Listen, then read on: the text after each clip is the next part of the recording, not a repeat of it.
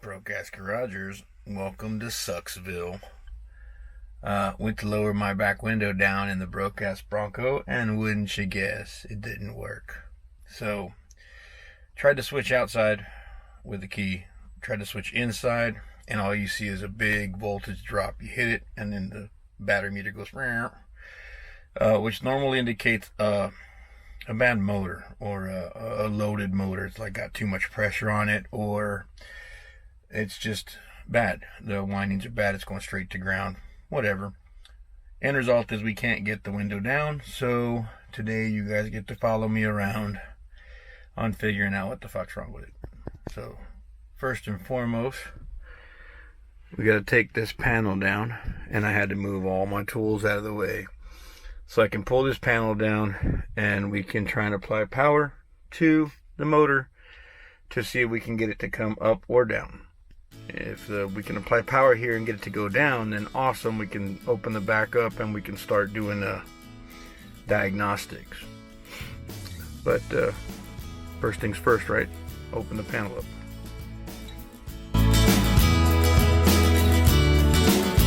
Alright, we got the back panel off, and we're going to try and get back in there to some broken wires. But I got to get my power probe set up first so that I can get power in here, and I can load the circuit up, see what's going on with these wires. And as you can tell, I was moving stuff around, and I still got a bunch of tools back here. Oh, catalytic converters that are supposed to be blocked. Alright, let's go get the power probe. Hey guys. Alright, take my flashlight out here, and we're gonna be looking in here. I don't know if you guys can see anything up there. It's a mess.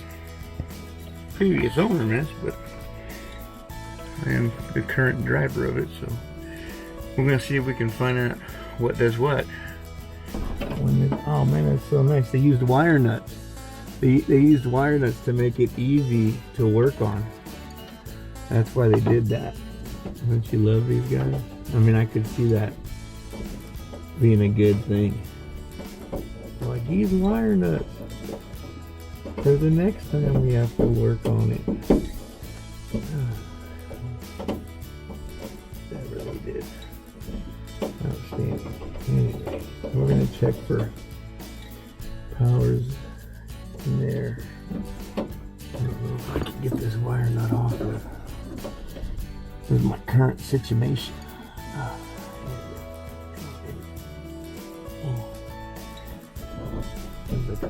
Put that wire in. Let's check this wire nut. This one's going good. Okay. So this one's off. That's good. Do we have juice here? We have ground. Okay. So we have ground. And now we have voltage. So we know we're getting power to it. We also have ground there, which this means it's going. That's motherfucker. So this goes through the motor.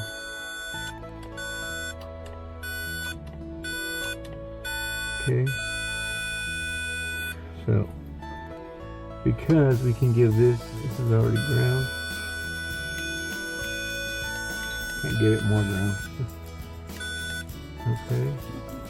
This is ground from the switch over there. And when we hit the button in here, it gives it voltage. Okay, so that tells us that the motor's effectively not working. Duh. Right, we already knew that, don't we? Hit the button, it wasn't working.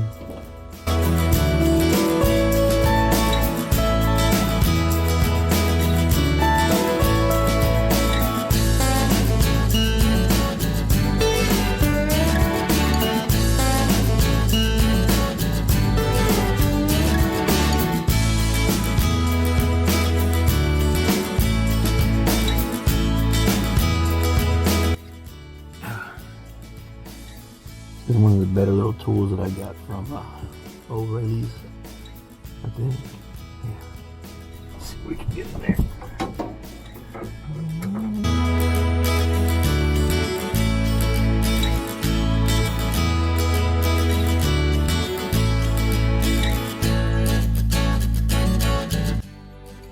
Yeah, so my ratchet just fell out that auto delivery function I have there.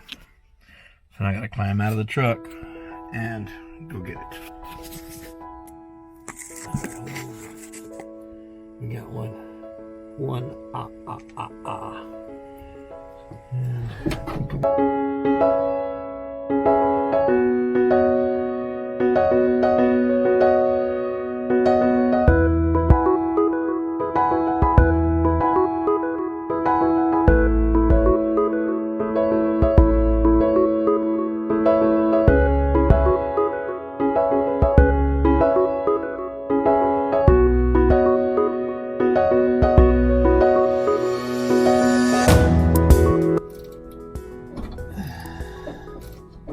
And the whole time we're doing this, you got to be careful because it could fall.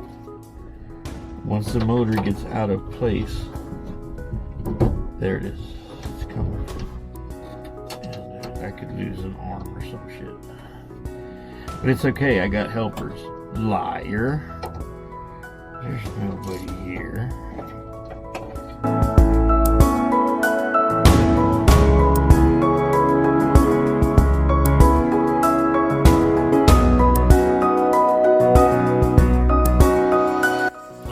So the window motor's loose and it's out, and then you just pull this guy and it starts to come down.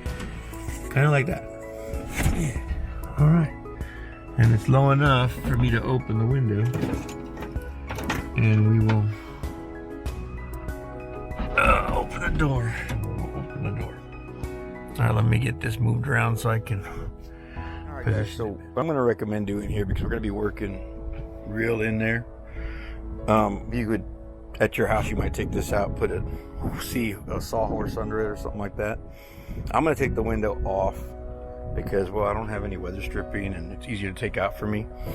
And so I'll take it off completely so I can get my hands in there and work on it good enough and do some tests on the gearing and stuff. I wouldn't worry about the window sliding down and chopping your arms off. There's a spring in there, a retention spring that's like, it helps the window come up the way the motor's not working so hard, and then the gravity helps the window come down so the motor's not working so hard. So I wouldn't worry about it too much. I didn't have a problem with the window just charging all the way down once I loosened the motor enough to get it off of the gearing. But we're gonna pull the motor out and we'll do some checks on it and see what we can do to fix it or make it better. It sometimes just needs to be oiled or greased up, the bearings. Also, having a good ground to the whole system will allow you to get more power to your motor. So that might be an issue we're having here, that I couldn't get enough power to it to bring it down. Also, none of my stuff in here is greased up and lubed up, so that causes those problems also. Let's take the window out.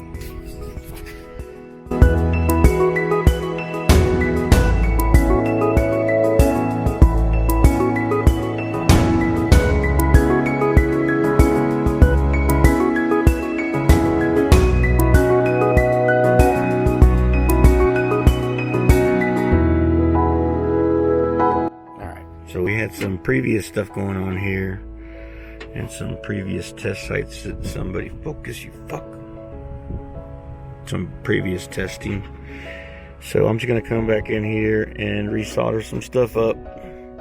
I want to say that this line back here, it's just solid red, went to somewhere on this switch because it doesn't make sense, but I'll pull a wiring diagram right now and see what I can find.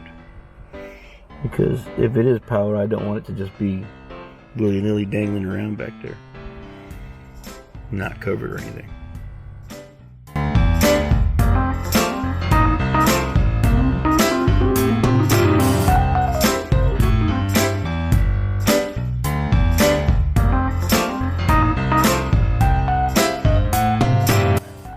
So what we found here was a severe case of fucking make it work from the focus you fuck. Yeah, a severe case of make it work from the previous owners. So we don't need the red wire that was installed in there. We're gonna pull that out and we're gonna follow this beautiful wiring diagram we have here to get the right outcome, which means we're supposed to have on this black and white wire, it should be power. And so we weren't getting power to our switches, we just kept getting ground in our switches. I'm like, how's this thing even work at all? So let me go ahead and fix these connections up over here, verify what we're getting in here, and then we can patch everything up.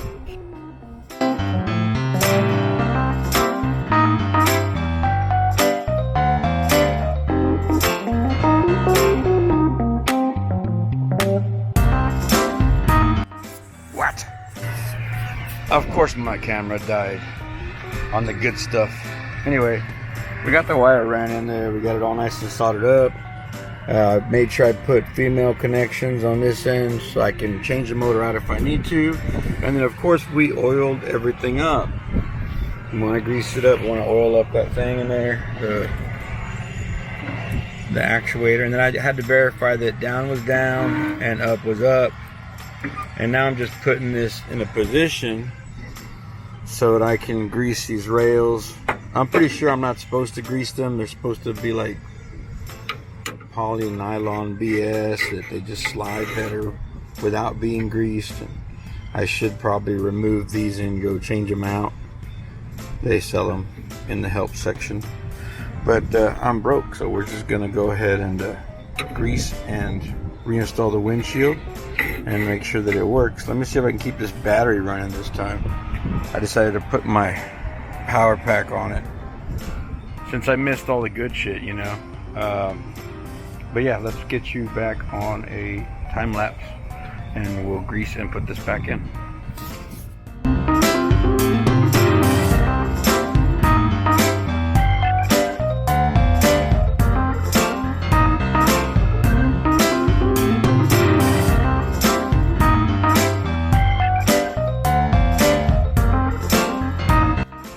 Outstanding. So now for my favorite part is putting the tools away.